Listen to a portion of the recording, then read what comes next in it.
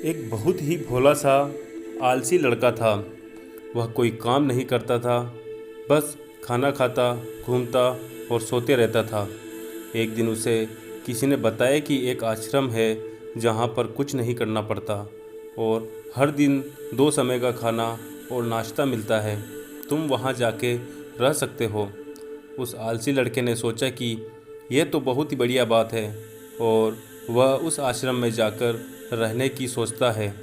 और फिर वह भोला आलसी लड़का अपना सारा सांसारिक जीवन छोड़कर उस आश्रम में जाकर रहने लगा।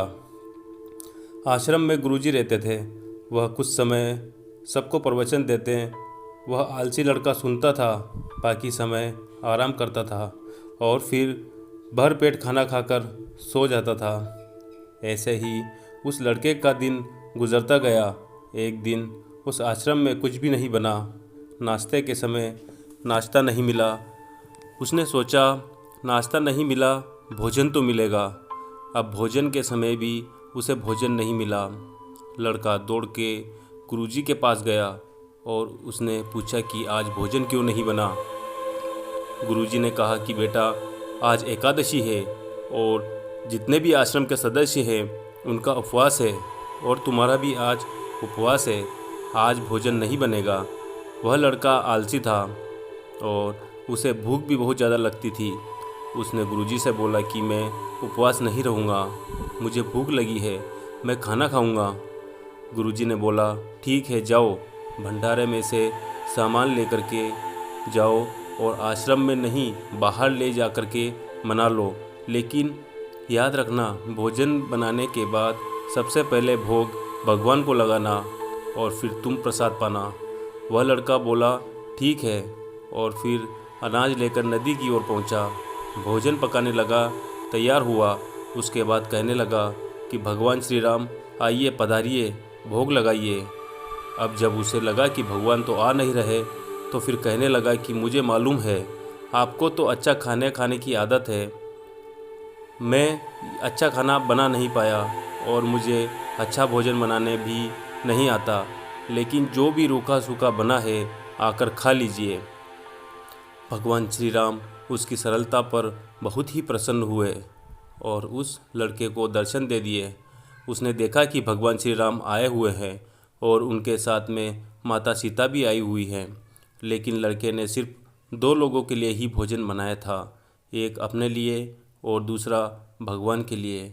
और अब क्योंकि भगवान के साथ माता सीता भी आई हुई थी, तो उसने उस भोजन को माता सीता और भगवान के सामने ग्रहण करने के लिए रख दिया। भगवान श्री राम और माता सीता ने भोजन किया और उसके बाद वह जाने लगे, तो यह भोला सा आलसी सा लड़का बोला कि प्रभु, आप आए, दर्शन दिए, बहुत अच्छा लगा। मुझे खाने को कुछ नहीं मिला, लेकिन कोई बात नहीं। लेकिन आपसे एक विनती है कि अगली बार जब आएंगे तो कितने लोग आएंगे ये बता दीजिए, ताकि मैं उतने लोगों के लिए भोजन बनाकर रखा रहूं। भगवान श्री राम मन ही मन मुस्कुराए और फिर अंतर ध्यान हो गए।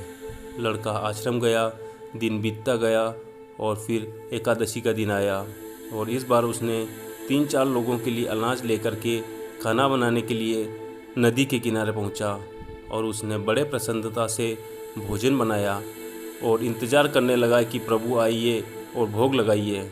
इस बार लड़का देखता है कि भगवान श्री राम पूरा राम दरबार लेकर आए हैं, जैसे माता सीता, लक्ष्मण, भरत, हनुमान जी और सभी लोग आए हैं। लड़के ने 3-4 लोगों का भोजन बनाया था और इस बार भी भोजन कम पड़ गया। लड़के ने निराश होकर भोजन को प्रभु के आगे रख दिया। उन्होंने भोजन किया और फिर चले गए। इस बार भी लड़का फिर से भूखा रह गया। अब लड़का फिर आश्रम गया।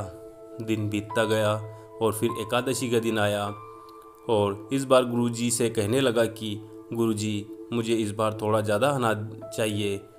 गुरुजी सोचने लगे कि यह इतना सारा अनाज का करता क्या है, कहीं इसे बेचता तो नहीं। फिर उन्होंने कहा कि ठीक है, भूख से परेशान रहता है। लड़के ने कहा कि नहीं गुरुजी, मैं भूख से परेशान नहीं रहता हूँ। प्रभु के साथ बहुत लोग आते हैं, उनको भी तो भोजन करना पड़ता है। गुरुजी को लगा कि लड़का पागल हो गया है।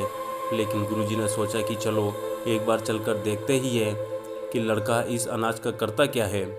वह भोला सा लड़का अनाज ले करके नदी के किनारे पहुंचा और इस बार भोजन बनाया नहीं। उसने सोचा कि प्रभु हर बार ज़्यादा लोगों को लेकर आते हैं, इस बार वह जितने भी आएंगे खुद बना करके भोग लगा लेंगे। और फिर प्रेम से प्रभु को बुलाने लगा। गुरुजी ने ये सब चुप कर देख लिया।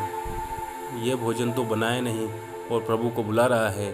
लेकिन लड़के ने देखा कि इस बार प्रभु के साथ बहुत से लोग आए हुए हैं, तो उसने प्रभु के सामने हाथ जोड़ करके कहा कि प्रभु माफ़ करना, आप बहुत सारे लोग आते हो, मुझे संख्या पता नहीं होती और मेरी हिम्मत भी नहीं होती कि इतने सारे लोगों के लिए भोजन बनाऊं।